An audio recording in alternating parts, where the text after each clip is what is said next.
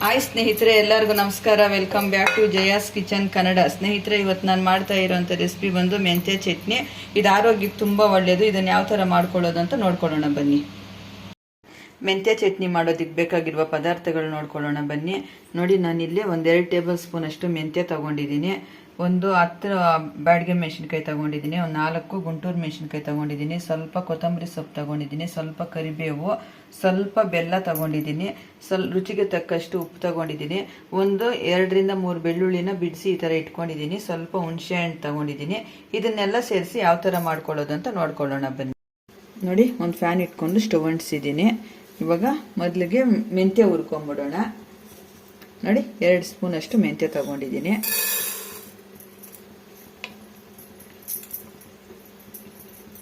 Sugar ಇರೋರಿಗೆ ಈ ಥರ ಮೆಂತ್ಯ ಚಟ್ನಿ, ಮೆಂತ್ಯ ಗೊಜ್ಜು ಈ ಥರ ಮಾಡ್ಕೊಂಡು ತಿನ್ನೋದ್ರಿಂದ ಆರೋಗ್ಯಕ್ಕೆ ತುಂಬ ಒಳ್ಳೆಯದು. ನೋಡಿ, ಈ ಥರ ಶುಗರ್ ಕಂಟ್ರೋಲ್ ಆಗುತ್ತೆ. ಈ ಥರ ನೀಟಾಗಿ ಫ್ರೈ ಮಾಡ್ಕೊಳ್ಳೋಣ. ಕಡಿಮೆ ಉರಿಯಲ್ಲಿ ಫ್ರೈ ಮಾಡಿಕೊಂಡ್ರೆ ಕಹಿ ಇರಲ್ಲ.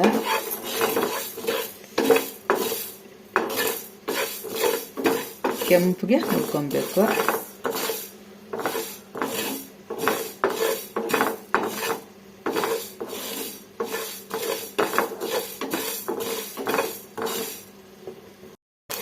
ನೋಡಿ, ಈ ಥರ ಸಿಡಿಬೇಕು. ಈ ಥರ ಕೆಂಪಿಗೆ ಹುರ್ಕೊಂಡು ಮಾಡೋದ್ರಿಂದ ಕಹಿ ಬರಲ್ಲ ಈ ಮೆಂತ್ಯ ಚಟ್ನಿ. ಇಷ್ಟಾದರೆ ಸಾಕು. ನೋಡಿ, ಈ ಥರ ಕೆಂಪಿಗೆ ಹುರ್ಕೊಬೇಕು. ಇವಾಗ ಒಂದು ಪ್ಲೇಟ್ಗೆ ಈಗ ಕರಿಬೇವಿನ ಸೊಪ್ಪು, ಇದನ್ನು ಹಾಗೆ ಚೆನ್ನಾಗಿ ಫ್ರೈ ಮಾಡ್ಕೊಳ್ಳೋಣ.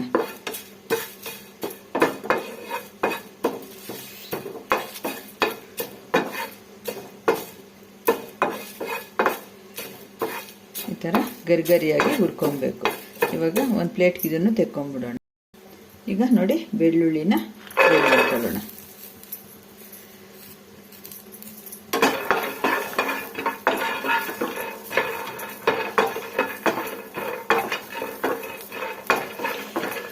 ಚೆನ್ನಾಗಿ ಕೆಂಪಗಾಗೋವರೆಗೂ ಫ್ರೈ ಮಾಡ್ಕೊಬೇಕು.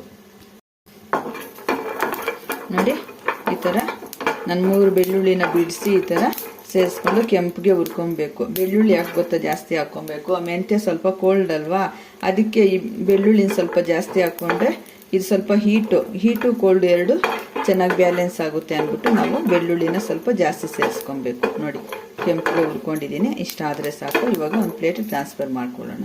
ಮೆಣಸಿನ್ಕಾಯಿ ಸೇರಿಸ್ಕೊಳ್ಳೋಣ. ನಾನಿಲ್ಲಿ 10 ಬ್ಯಾಡಗೆ ಮೆಣಸಿನ್ಕಾಯಿ ತಗೊಂಡಿದ್ದೀನಿ. 4 ಗುಂಟೂರು ಮೆಣಸಿನ್ಕಾಯಿ ತಗೊಂಡಿದ್ದೀನಿ. ಚೆನ್ನಾಗಿ ಈ ಥರ ರೋಸ್ಟ್ ಮಾಡ್ಕೊಳ್ಳೋಣ. ನೋಡಿ, ಒಂಚೂರು ಆಯಿಲ್ ಸೇರಿಸ್ಕೊಳ್ಳೋಣ. ಚೆನ್ನಾಗಿ ಈ ಥರ ಫ್ರೈ ಮಾಡ್ಕೊಳ್ಳೋಣ.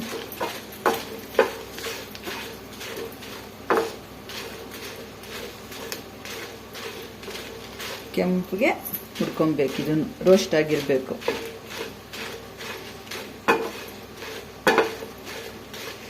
ಈ ಥರ ನಾವು ಈ ಥರ ಚಟ್ನಿ ಮಾಡಿಕೊಂಡು ಮತ್ತೆ ರುಬ್ಕೊಂಡ್ಬಂದು ತೋರಿಸ್ತೀನಿ ಯಾವ ಥರ ಮತ್ತೆ ಇದನ್ನು ಒಗ್ಗರಣೆ ಮಾಡ್ಕೊಳ್ಳೋದು ಅಂತ. ಈ ಥರ ಮಾಡಿ ಇಟ್ಕೊಂಡ್ರೆ 1 ತಿಂಗಳು 2 ತಿಂಗಳು ಗಾಜಿನ ಬಾಟ್ಲಲ್ಲಿ ಹಾಕಿ ಇಟ್ಕೊಂಡ್ಬಿಟ್ರೆ ನಾವು 2 ತಿಂಗಳು ಆರಾಮಾಗಿ ಸ್ಟೋರ್ ಮಾಡಿಡ್ಬೋದು. ನಮ್ಗೆ ಯಾವಾಗ ಬೇಕೋ ಆವಾಗ ಚಪಾತಿ, ರೊಟ್ಟಿ ಅನ್ನಕ್ಕೆಲ್ಲನೂ ಆರಾಮಾಗಿ ಹಾಕ್ಕೊಂಡು ತಿನ್ಬೋದು ನಾವು. ಮೆಣಸಿನ್ಕಾಯಿ ಎಲ್ಲ ಈ ಥರ ನೀಟಾಗಿ ಚೆನ್ನಾಗಿ ಹುರ್ಕೊಬೇಕು ಕಡಿಮೆ ಉರಿಯಲ್ಲಿ. ನೋಡಿ, ಈ ಥರ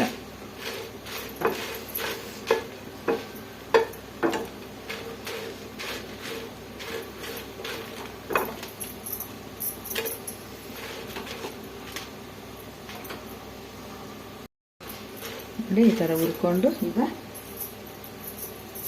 ಹುಣಸೆ ಹಣ್ಣು ಸೇರಿಸ್ಕೊಳ್ಳೋಣ. ನಾವು ಉದ್ದಿಟ್ಕೊಂಡಿದ್ವಲ್ಲ ಎಲ್ಲ ಪದಾರ್ಥಗಳನ್ನು ಇದಕ್ಕೆ ಸೇರಿಸ್ಕೊಂಡ್ಬಿಡೋಣ. ಸ್ವಲ್ಪ ಕೊತ್ತಂಬರಿ ಸೊಪ್ಪನ್ನು ಸ್ವಲ್ಪ ಸೇರಿಸ್ಕೊಂಡು ಇದರಲ್ಲಿ ಹಾಕಿ ಫ್ರೈ ಮಾಡ್ಕೊಳ್ಳೋಣ.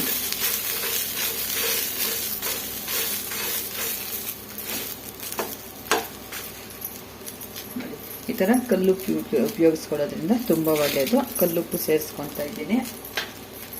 ನೋಡಿ, ಸ್ವಲ್ಪ ಬೆಲ್ಲ, ಹುಳಿ ಖಾರ ಎಲ್ಲ ಬ್ಯಾಲೆನ್ಸ್ ಮಾಡೋಕ್ಕೆ, ಮತ್ತು ಕಹಿ ಇಲ್ದಿರ ಆಗೋದಕ್ಕೆ ಸ್ವಲ್ಪ ಬೆಲ್ಲ. ಇದನ್ನೆಲ್ಲ ಸ್ವಲ್ಪ ತಣ್ಣಗಾಗೋಕ್ಕೆ ಬಿಡೋಣ 10 ನಿಮಿಷ. ಆದಮೇಲೆ ನಾವು ಇದನ್ನು ಗ್ರೈಂಡ್ ಮಾಡ್ಕೊಳ್ಳೋಣ. ನೋಡಿ, ನಾವು ಹುರಿದಿಟ್ಕೊಂಡಿರೋದೆಲ್ಲ ತಣ್ಣಗಾಗಿದೆ. ಇವಾಗ ಒಂದು ಜಾರ್ಗೆ ಸೇರಿಸ್ಕೊಳ್ಳೋಣ. ನೋಡಿ, ಈ ಥರ ಕ್ರಿಸ್ಪಿಯಾಗಿ ಗರಿಗರಿಯಾಗಿ ಆಗಿದೆ.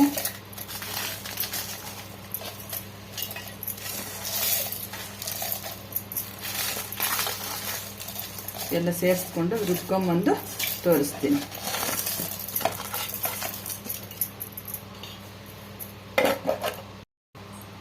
ನೋಡಿ, ಈ ಥರ ರುಬ್ಕೊಂಬಂದಿದ್ದೀನಿ. ಸ್ವಲ್ಪ ನೀರು ಸೇರಿಸ್ಕೊಂಡು ರುಬ್ಕೊಬೇಕು. ನೋಡಿ, ಈ ಥರ ನುಣ್ಣಗೆ ರುಬ್ಕೊಬೇಕು, ಯಾಕಂದರೆ ಕಹಿ ಬಂದ್ಬಿಡುತ್ತೆ. ಹಾಗಾಗಿ ಇದ್ರೆ ನೋಡಿ, ಈ ಥರ ನುಣ್ಣಗೆ ರುಬ್ಕೊಬೇಕು.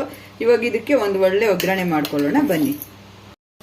ನೋಡಿ, ನಾನು ಇವಾಗ ಒಂದು ಫ್ಯಾನ್ ಇಟ್ಕೊಂಡಿದ್ದೀನಿ. ಸ್ವಲ್ಪ ಆಯಿಲ್ ಸೇರಿಸ್ಕೊತಾ ಇದ್ದೀನಿ. ಇಷ್ಟು ಆಯಿಲ್ ಆದರೆ ಸಾಕು. ಆಯಿಲ್ ಸ್ವಲ್ಪ ಬಿಸಿ ಆಗಲಿ. ಆಯಿಲ್ ಬಿಸಿ ಆಗಿದೆ. ಇವಾಗ ನೋಡಿ, ಸಾಸಿವೆ ಸೇರಿಸ್ಕೊಳ್ಳೋಣ.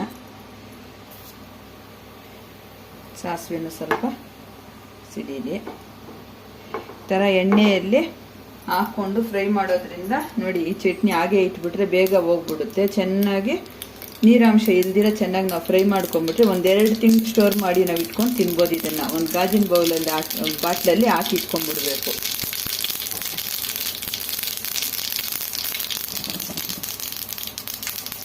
ಸ್ವಲ್ಪ ಕರಿಬೇವು ಸೇರಿಸ್ಕೊಳ್ಳೋಣ. ಒಂಚೂರು ಇಂಗು ಸೇರಿಸ್ಕೊಳ್ಳೋಣ.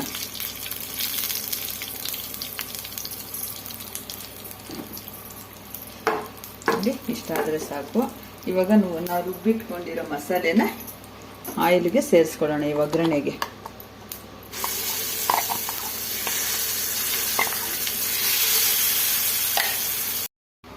ನೋಡಿ, ಈ ಥರ ಆಯಿಲ್ ತೇರು ಬರಬೇಕು. ಅದುವರೆಗೂ ನಾವು ಈ ಥರ ಫ್ರೈ ಮಾಡ್ಕೊಬೇಕು. ಇದು ತುಂಬ ಚೆನ್ನಾಗಿರುತ್ತೆ. ಶುಗರ್ ಇರೋರಿಗೆ ಒಳ್ಳೆ ರಾಮಬಾಣ ಅಂತ ಹೇಳ್ಬೋದು. ಶುಗರ್ ಇರೋರೇ ಅಲ್ಲ, ಬೇರೆಯವರು ನಾವು ಎಲ್ಲ ತಿನ್ಬೋದು. ಶುಗರ್ ಇರೋರಿಗೆ ಒಂದು ಸ್ವಲ್ಪ ತುಂಬ ಒಳ್ಳೇದಿದು.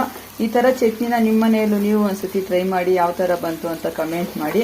ಈ ಥರ ಫ್ರೈ ಮಾಡ್ಕೊಂಬಿಟ್ಟು ಒಂದು ಗಾಜಿನ ಬಾಟ್ಲಿಗೆ ಹಾಕ್ಕೊಂಬಿಟ್ರೆ ಸೇರಿಸಿ ಫ್ರಿಡ್ಜಲ್ಲಿ ಇಟ್ಬಿಟ್ರೆ ನಾವು 1-2 ತಿಂಗಳ ತನಕ ನಾವು ಆರಾಮಾಗಿ ಇದನ್ನು ತಿನ್ಬೋದು, ಯಾವಾಗ ಬೇಕೋ ಆವಾಗ. ಇವಾಗ ಕಂಪ್ಲೀಟಾಗಿ ಈ ಮೆಂತ್ಯ ಚಟ್ನಿ ರೆಡಿ ಆಯಿತು. ಸ್ನೇಹಿತರೆ, ಬಿಸಿ ಬಿಸಿ ಮೆಂತ್ಯ ಚಟ್ನಿ ರೆಡಿಯಾಗಿದೆ. ವಿಡಿಯೋ ಇಷ್ಟವಾದಲ್ಲಿ ಲೈಕ್ ಮಾಡಿ, ಶೇರ್ ಮಾಡಿ, ಕಮೆಂಟ್ ಮಾಡಿ. ಹಾಗೆ ನಮ್ಮ ಚಾನಲ್ನ ಸಬ್ಸ್ಕ್ರೈಬ್ ಮಾಡಿಕೊಂಡು ಸ್ಕಿಪ್ ಮಾಡಿದಿರೋ ಕೊನೆ ತನಕ ವಿಡಿಯೋ ನೋಡಿ. ತುಂಬ ಧನ್ಯವಾದಗಳು.